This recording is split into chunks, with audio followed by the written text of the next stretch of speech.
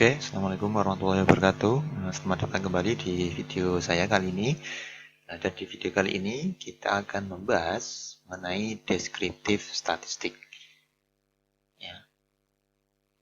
Nah, apa sih tujuan dari pembelajaran kita pada video kali ini? Yaitu yang diantaranya yang pertama adalah mengolah ya, data kualitatif. Ya, kemarin kan kita sudah mempelajari mengenai macam-macam data ya, ada data kualitatif dan juga ada kuantitatif. Nah, ini kita akan mengolah data kualitatif itu menjadi tabel frekuensi ya, atau kita akan menampilkannya dalam beberapa frekuensi ya. Kemudian selanjutnya dari frekuensi itu kita akan menampilkannya menjadi bar chart ataupun juga pie chart ya. Bar chart itu diagram batang gitu ya. Seperti yang tugas kalian di minggu lalu, nah itu bar chart ya. Kemudian yang selanjutnya adalah mengelola ya data kuantitatif ini juga menjadi distribusi frekuensi gitu ya.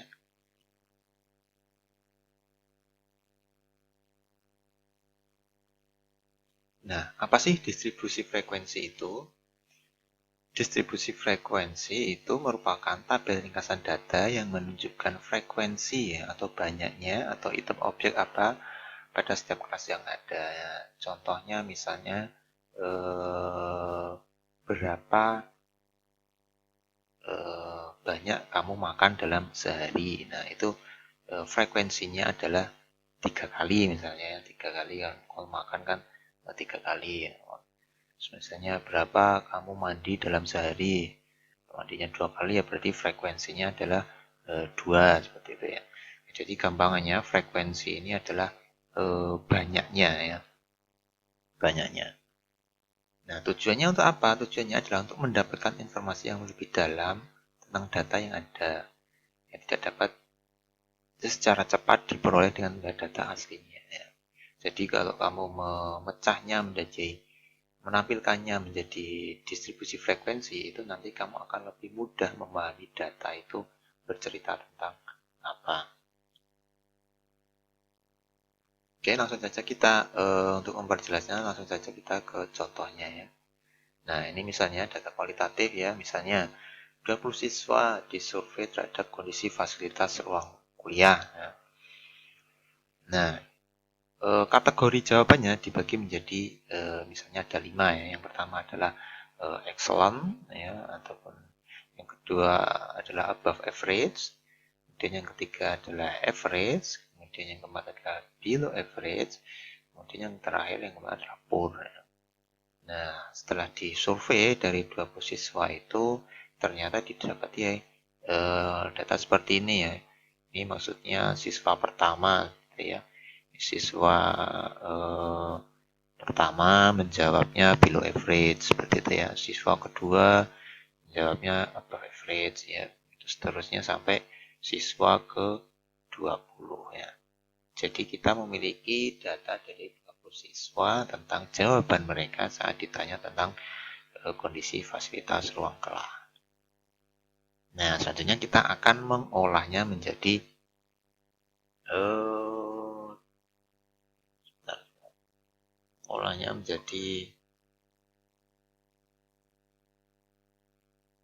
tabel distribusi frekuensi. Nah, ternyata setelah kita tadi mendapatkan datanya, kita bisa memasukkannya atau menuliskannya ke dalam tabel distribusi frekuensi seperti ini ya. Jadi kita bisa mulai merangkum ya, yang menjawab baik sekali berapa ya, mana-mana tadi baik sekali. Excellent mana excellent, nah ini excellent ya. Jadi ada satu yang excellent, nah satu excellent. Kemudian yang ke di atas rata-rata above average ada 9 ya, yang kemudian yang rata-rata ada 5, yang kemudian di bawah rata-rata ada 3, dan yang buruk atau poor ada 2. Nah, itu kamu hitung, tadi kamu masukin satu-satu, ini yang above average berapa, yang below average berapa, sebenarnya nanti didapati hasil seperti ini.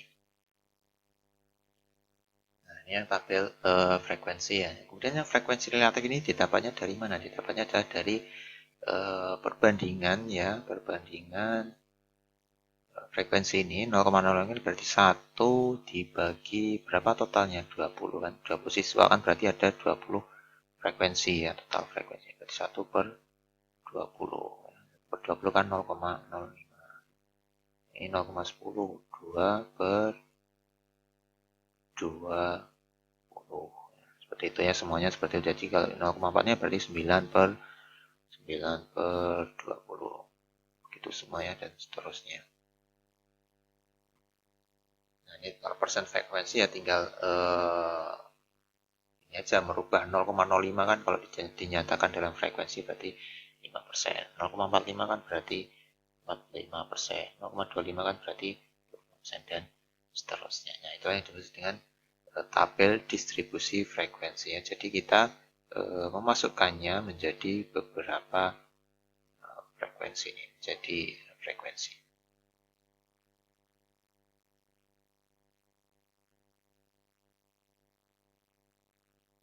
Nah, sekarang kita ke data kuantitatif. Nah, ini contohnya ini ada seorang manajer bengkel gitu, katakanlah manajer bengkel mobil seperti itu. Nah, dia mengambil data dari 50 pelanggan ya sebagai sampel. Kemudian mereka ditanya tentang biaya perbaikan mobilnya itu berapa. Nah, dari 50 orang itu ada yang menjawab dalam dolar ya, misalnya ada 91 dolar ya. Jadi dia setiap kali servis itu menghabiskan 91 dolar. Kemudian pelanggan kedua menghabiskan 78 dolar, pelanggan ketiga menghabiskan 92 dolar sampai seterusnya sampai pelanggan ke-50 menghabiskan 73 dolar. Nah, sini kan kalau kita mendapati data seperti ini kan agak susah ya diambil kesimpulannya. Terus ini maknanya seperti apa? Nah, agar data ini memiliki makna, maka kita harus mengolahnya. Cara mengolahnya pertama kali harus dilakukan adalah apa? Yang pertama adalah menentukan jumlah kelas. Jumlah kelas itu maksudnya apa? Jumlah kelas itu maksudnya tadi ya, yang above average, average gitu ya, itu namanya. Nah, ini kelas ya, ini kelas baik sekali di atas rata-rata, rata-rata, dan kelas-kelas. Nah, ini kan kalau tadi kualitatif ini gampang ya, tinggal kita baginya seperti ini. Nah, kalau kuantitatif seperti apa? Nah, tentu kita harus menghitungnya ya. Menghitung kelasnya. Nah, rumusnya seperti apa? Rumusnya adalah ini, yaitu K atau jumlah kelasnya itu 1 ditambah 3,3 kali log N ya. Jadi 1 ditambah 3,3 kali log N. N-nya berapa? 50 ya. Pelanggannya 50 ya, berarti log 50.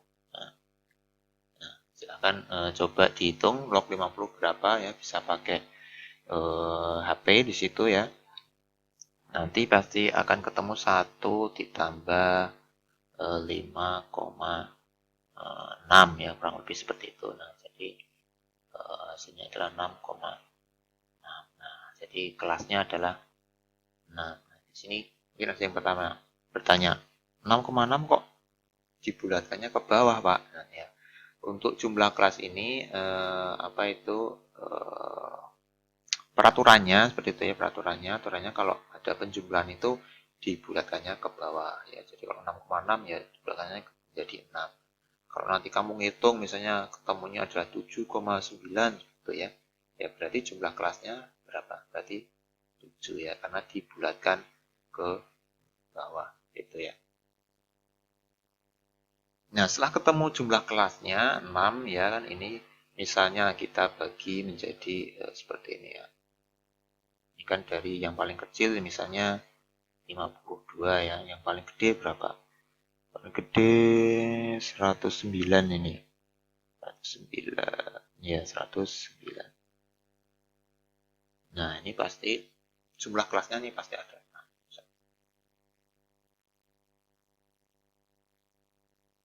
Satu, dua, tiga, empat, lima, enam. Sekarang setelah ketemu kelasnya, jumlah kelasnya, kita harus menentukan ini intervalnya ini berapa ya. Intervalnya ini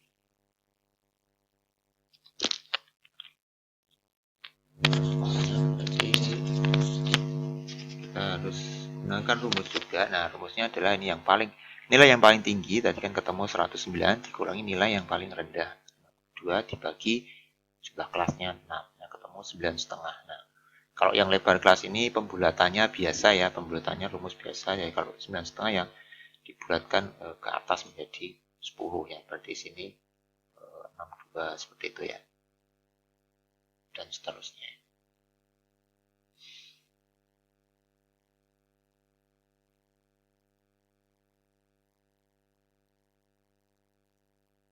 Nah, ini rumus-rumus tadi ya yang kita gunakan. Nah, setelah itu kita masukkan ke tabel distribusi frekuensi seperti ini ya. Kemudian sudah ketemu jumlah banyaknya kelas adalah 6, lebar kelasnya adalah 10. Nah, maka kita bisa membuat tabel distribusi frekuensinya menjadi seperti ini ya. Nah, di sini mungkin bisa kalian cermati ya, di kolom ini ya, di kolom biaya ini angkanya kok 50 sampai 59 Pak, padahal tadi angka terkecil ada 52. Nah, ini untuk memudahkan ya, untuk memudahkan saja kita bisa gunakan angka yang lebih mudah untuk kita pahami ya. Kalau kita set ini menjadi 52 itu kan agak susah ya, agak menghitungnya ya. Kita bisa bulatkan saja menjadi 50. Yang terpenting adalah lebar kelasnya ini pakai angka yang sudah kita tentukan tadi. Misalnya ketemu 10 ya berarti lebar kelasnya adalah ini 10. Jadi 50 sampai 59 ya. Karena 50 kan ikut ya. Jadi kan ini ada 10 kan mulai dihitung mulai dari 50, 51, 52 sampai 59. Nah, ini kan pasti ada 10 item ya. 1 2 3 4. Nah, ini pasti yang item ke-10 adalah 59. Nah, begitu seterusnya sampai item ke terakhir yang 109. Nah, kemudian baru kamu masukkan itu tadi. Yang nilainya antara 50 sampai 59 berapa? Nah, kita lihat tadi datanya. Ya, 50 sampai 59 ya. Berarti kan kita ketemu ini ya 52 sama 67. Berarti ada 2 seperti ya. Kemudian seterusnya ini ada ya seterusnya ya, dihitung sendiri ya. Misalnya kamu nanti bisa cermati sendiri yang 60 sampai 69 ketemu 13. Nah, dan seterusnya dijumlah harus pasti sama dengan sampelnya. 50 kan tadi orangnya 50 pelanggan ya, berarti frekuensinya ini totalnya harus 50. Frekuensi relatifnya berapa? Gimana cara ngitungnya? Sama tadi ya. Dengan yang di tabel pertama ya tinggal dibagi aja. Ini 2 per 50. Ya, pasti ketemu 0,04. Kemudian ini yang 0,1 pasti 5 per 50. Seperti itu ya, ketemu 0,1.